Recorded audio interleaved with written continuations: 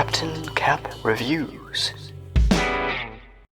Hello and welcome to Captain Cap Reviews. I'm your host Captain Cap, and today I thought we'd have a look at the brand new Super Mario 3D All-Stars for the Nintendo Switch. Now, I don't know if you could tell already, but I'm super excited to play through this entire collection for this review. Similar to the original Mario All-Stars for the Super Nintendo, where it included remade versions of Mario 1, 2, 3, and also the Lost Levels. Also, I forgot the fact that they put in Super Mario World despite the fact they say it in the title screen. Shut up, I'm so sorry. This collection, on the other hand, is not a package of remakes. Rather, it's a collection of free, remastered 3D Mario games, along with their separate soundtracks, which is nice, I guess. More specifically, Super Mario 64, Sunshine, and Galaxy. One revolutionised and set a standard for how 3D collectathon platformers should be made.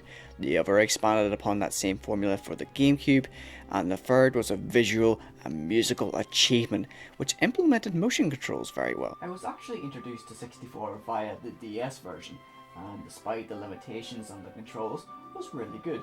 And once I got round to Galaxy, I absolutely adored this game. But I'll be honest with you, I hadn't actually played Sunshine before making this video.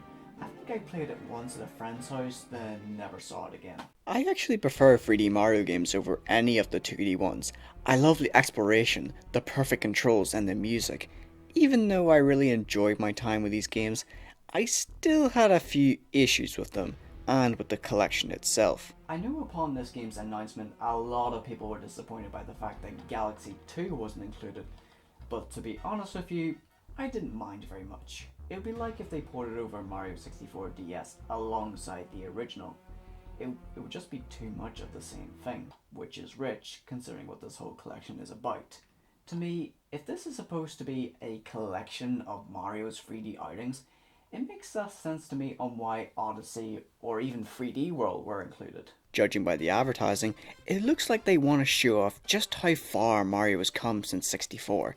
By including Odyssey and 3D World, it would give them 2 more generations to work with, and it would be much better value for money in my opinion. I think they kept it down to 3 to fit the 3D in the title, and to be fair, 3D World is already getting its separate release on the Switch, and Odyssey has been there since launch. The only thing that makes even less sense to me is the fact that this collection is getting a limited release, meaning they won't be selling any more copies past March of the coming year. Either this collection was way too expensive to produce, which I highly doubt, or Nintendo is pulling a classic low supply and high demand move to increase sales, and it gives an excuse for scalpers to sell off copies for extortionate prices. But anyway, I'm rambling. This is not the reason why you're here. Let's just review the collection as it stands. But there's only one little problem. These games are huge and they all deserve their equal amount of attention. And so I'm going to break this review into 3 episodes. And later down the line, I'm going to stitch them all together into a super edit. And with that being said, let's get down to the legendary Super Mario 64. Here we go! Here we go!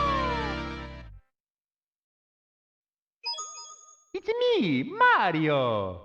Ah man, I can't tell you how nostalgic this is to me. I distinctly remember in the DS version you can turn Mario or Yoshi's face into Vib Ribbon, but here, you can give Mario plastic surgery. Truly terrifying. Just gotta select my save file here and away we go.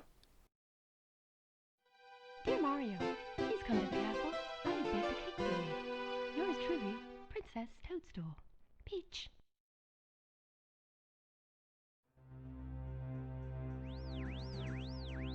Welcome to the castle.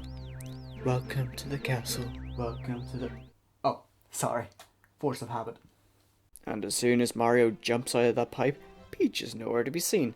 And according to Toad, Bowser had kidnapped the princess and stolen all the castle's power stars, and created several worlds within the paintings.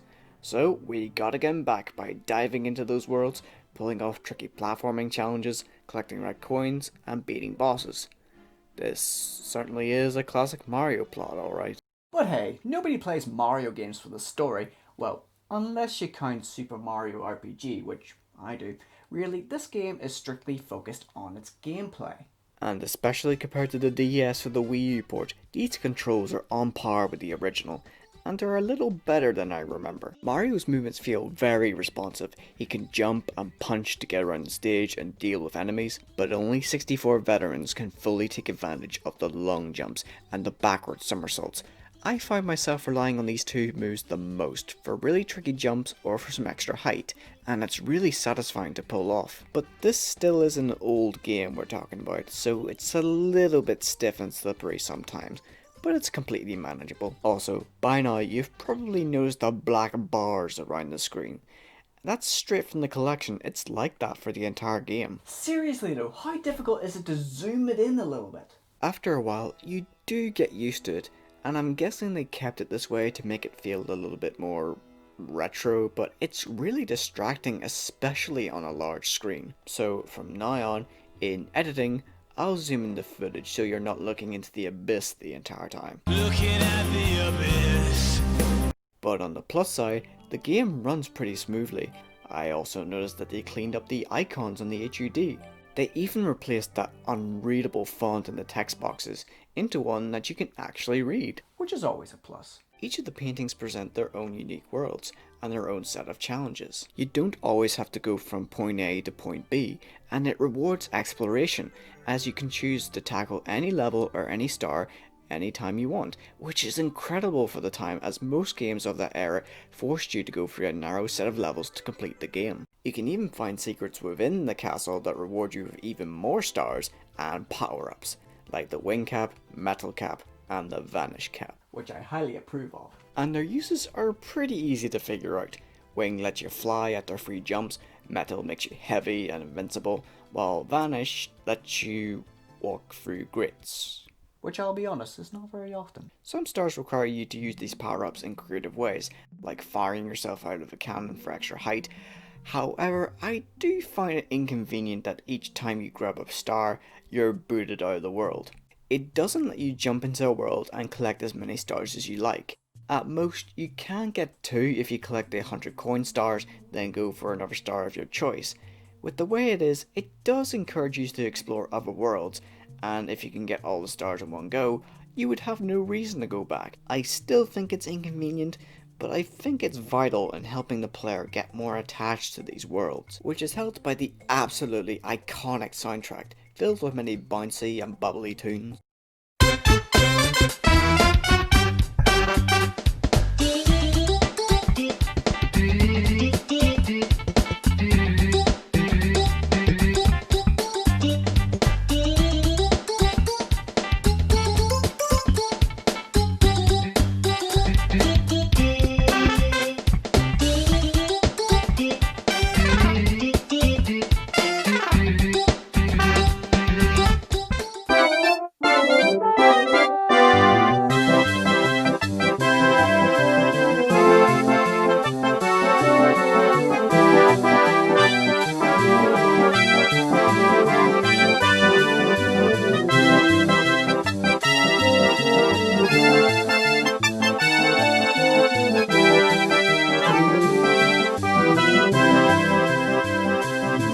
While also being quite mysterious and atmospheric, and even a little bit freaky sometimes.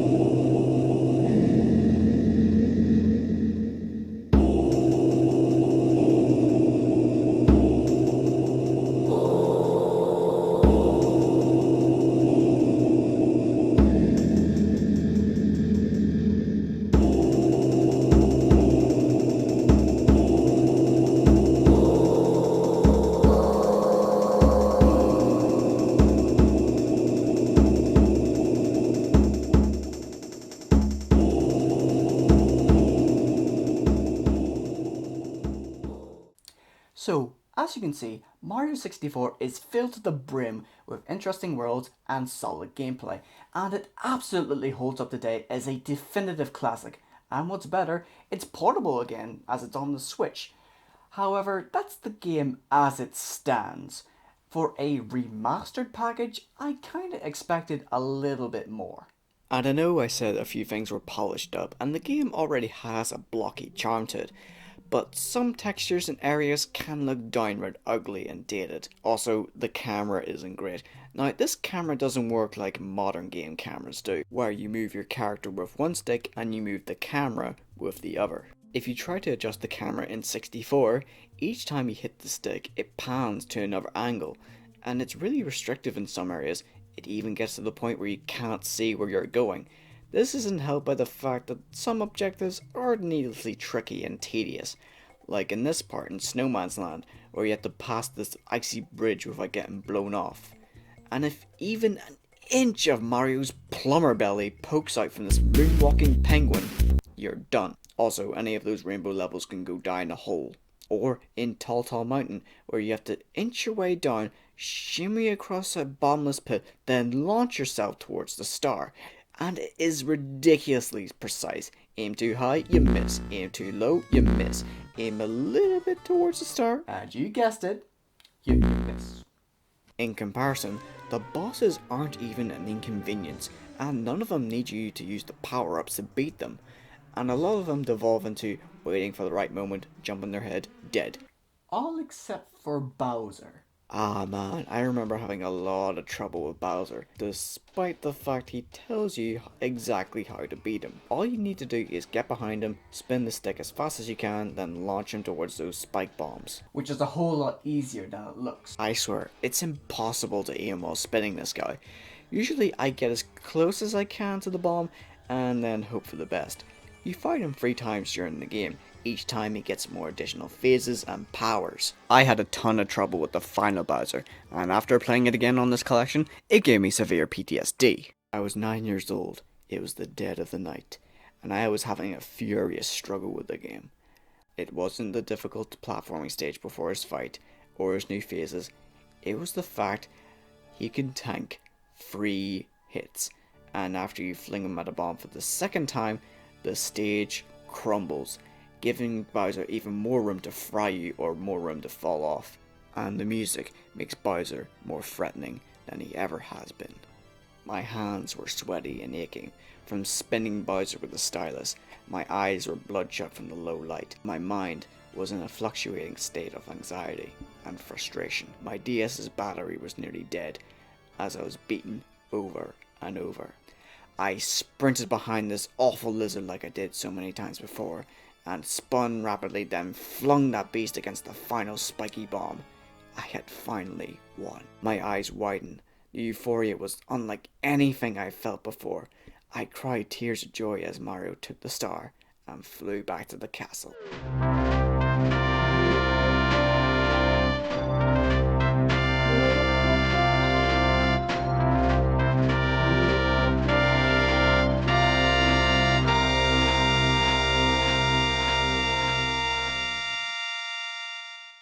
Oh man, that section may have been frustrating as all hell, but hey, that ending just reminded me why I love video games. And hey, even Mario thanks you for beating the game. Thank you so much for playing my game. You're welcome, Mario. You're welcome. And as a bonus, if you manage to collect all 120 stars, you can unlock this cannon outside the castle. And then you can talk to Yoshi and he relays a message from the dev team thanking the player for getting this far and awards Mario with 100 lives. Nice. This game may not be perfect, and I think a full-blown remake would be almost impossible to pull off, as there's something just so magical about the whole experience, and the whole 3D platformer owes everything to Mario 64, including the 2 other games I'm going to be talking about in these collection videos. It's time to jump up a generation and take a look at Super Mario Sunshine. And with a new generation and also a already great game to go off, Sunshine should be a masterpiece, right? Right?